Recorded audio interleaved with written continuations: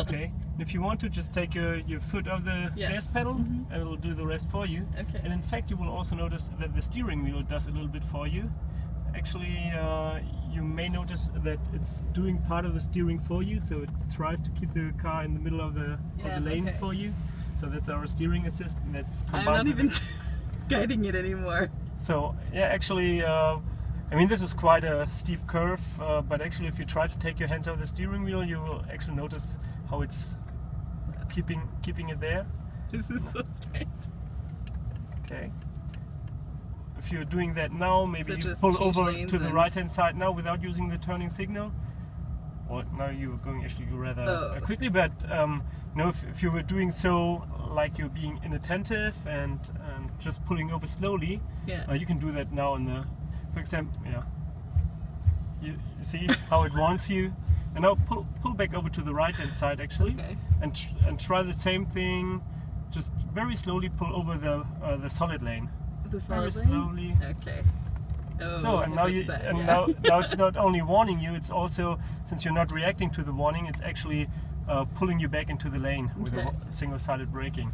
So if I see? Oh yeah! Wow. You can feel how it's actually pulling you back into the lane.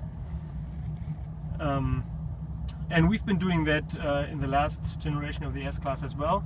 Okay. Only on the solid lanes.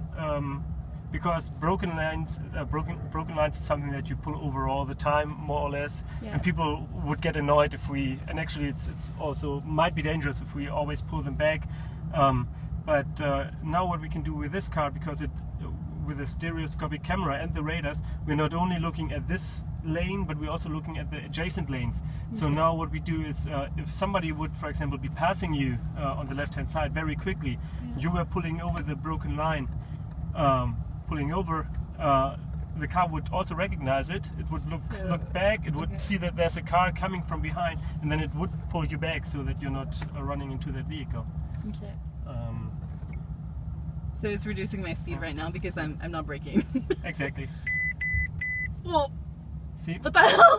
So oh my gosh. The cruise control was slowing. I made him brake, so the cruise control was slowing you down. Yeah. And it is doing so until full stop.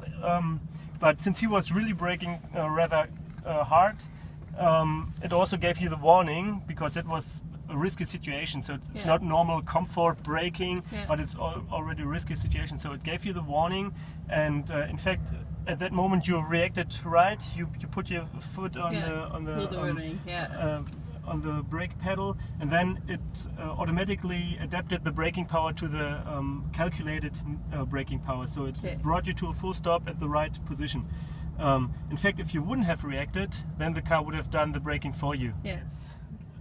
We're going to a city, and I'm going to demonstrate you the pre-safe brake, which is the autonomous brake, which again is first of all giving you a warning sign when something is blocking the road ahead of you, and if you don't react to that warning, then it can issue an autonomous brake. And we can do that mostly, of course, on cars that are on the road, that are slowing down, like we've just seen on the highway. You should slow down a little bit because you're going rather quickly in the city. Just keep going. On the gas? Okay. Yeah. No, actually, just lift your feet. Lift your completely? feet. Yeah. And oh don't my do anything. Goodness. Okay. And now you have to brake. So now what happened was you didn't react. I told you not to react. It's pretty hard to do that, not to react at all. But what happened? You heard the warning.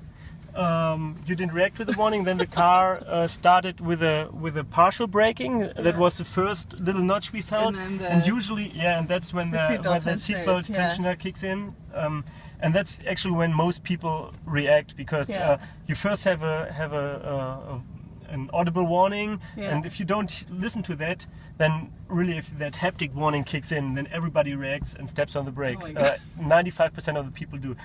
Maybe 3 to 5% of the people don't even react to that, and then that's when we need that second step of braking, really come to a full stop. And at speeds of up to 50 kilometers per hour, that's still sufficient to prevent an accident from happening.